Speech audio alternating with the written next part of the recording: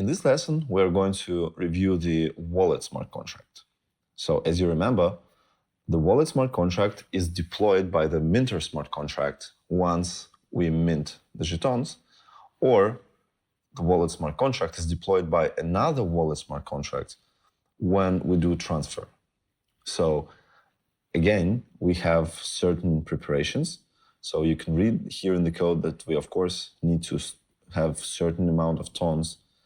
We need to deduct them from every transaction that comes here, just to make sure that there is minimum amount available for storage payment. We also do some constant on the gas consumption. This is just approximation.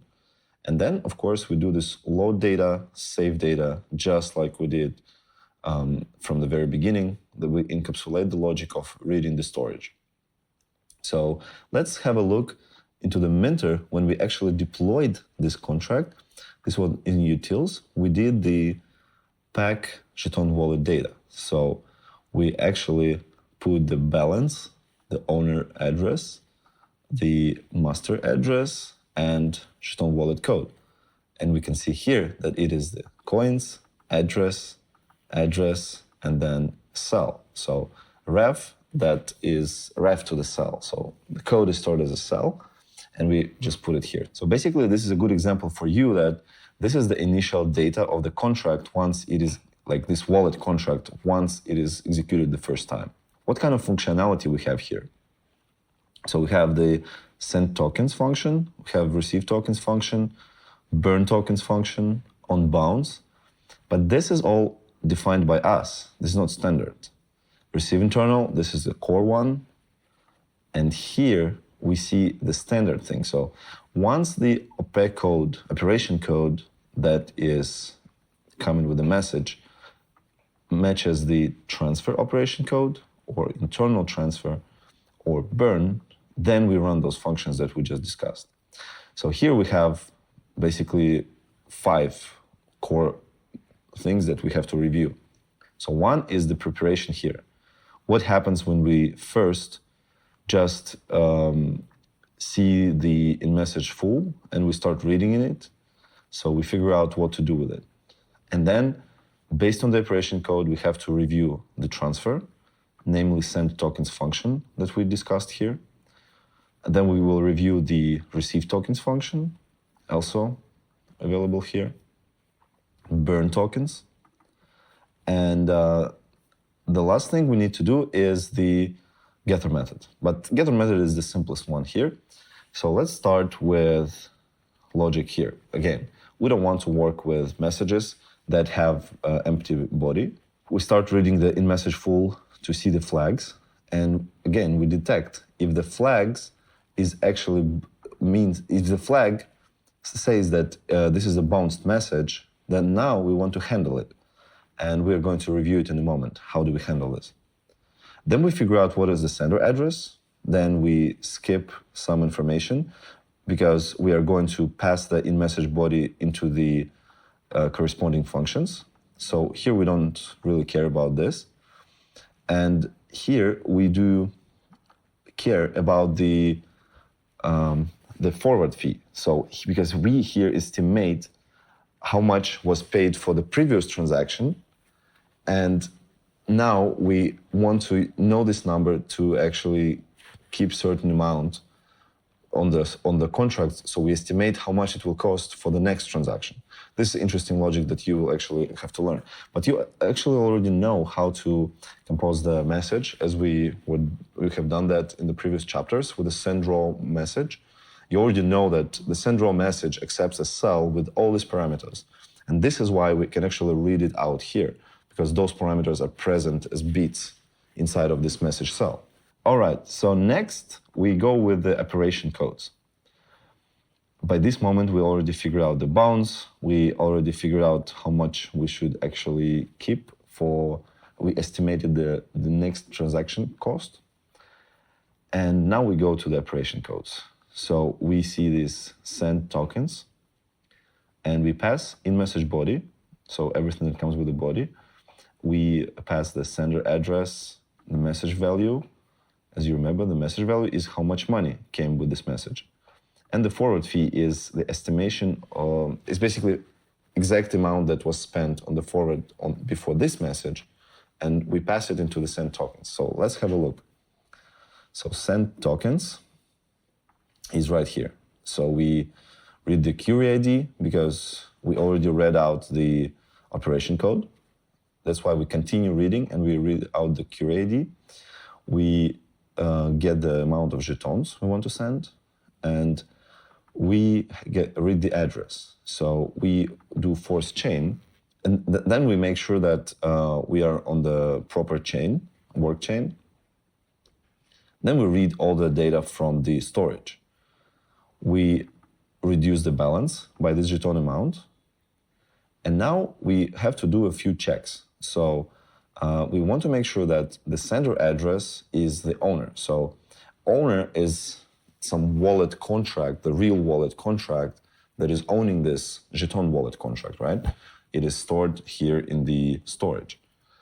And we want to make sure that the sender who actually sent us this message is the same address who's owning this wallet. And we are going to throw an error if that's not the case. And then we go check that the balance is still bigger or equal to 0 after we reduce the jeton amount.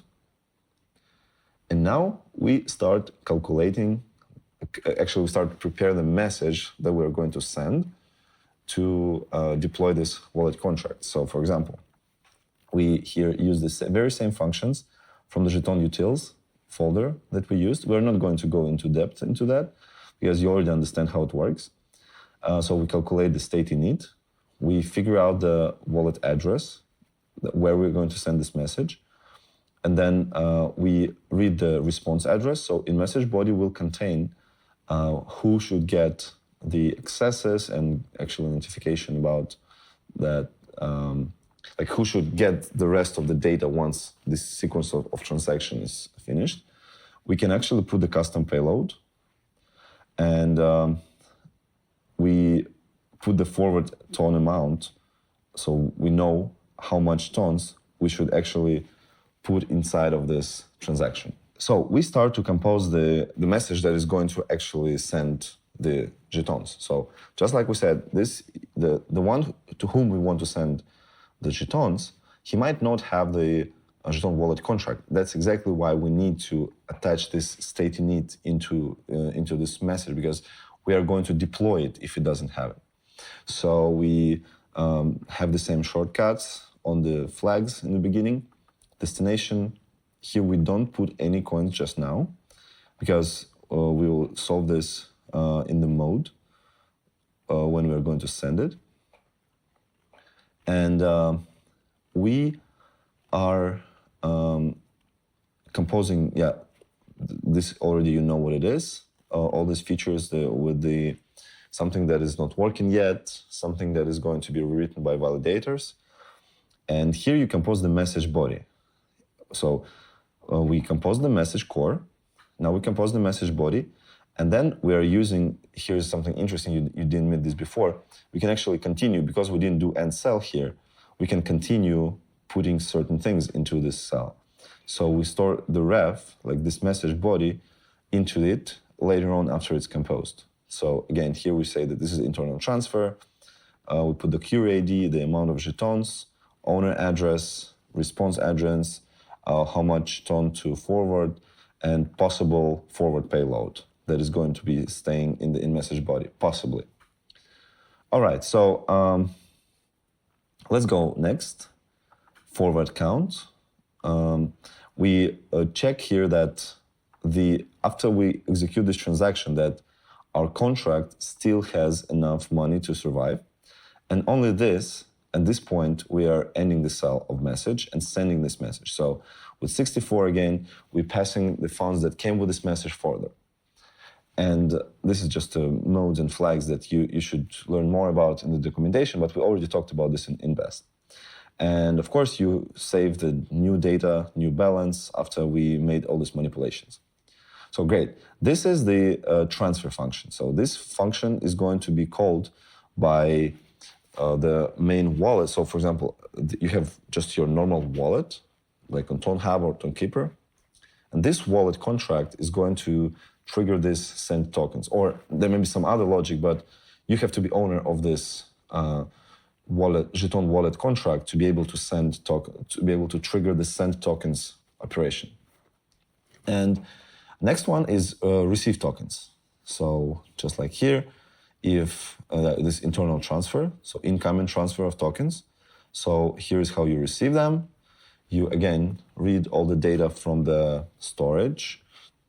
We increment the balance, and again we do a check that the one who sent us Jetton, sent this information about increasing the balance, is either the master contract or this is some other contract of Jetton Wallet.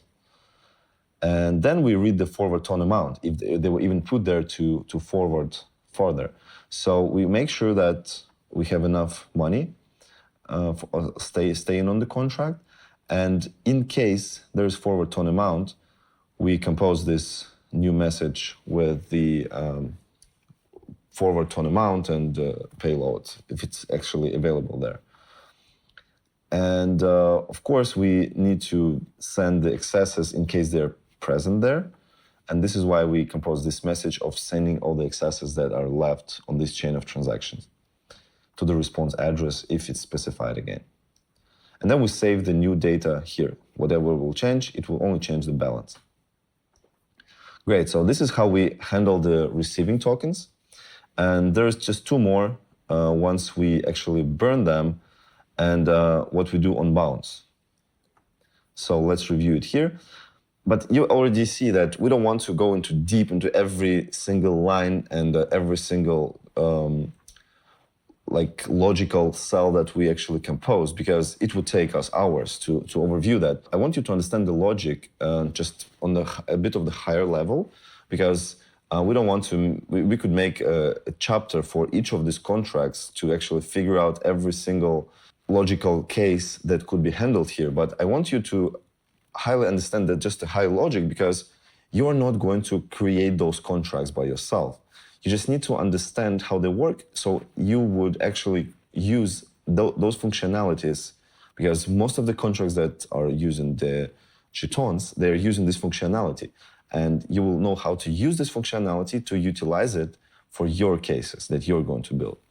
So basically, burn tokens is going to we read the data, we get the QAD, the amount of coins to burn, whom to send the response, and then we reduce the balance. So then we check again if the sender is the owner, if the balance is still more than zero, and we make sure that the amount of money that comes with it is enough. After we will actually send this transaction, it could still survive the contract itself.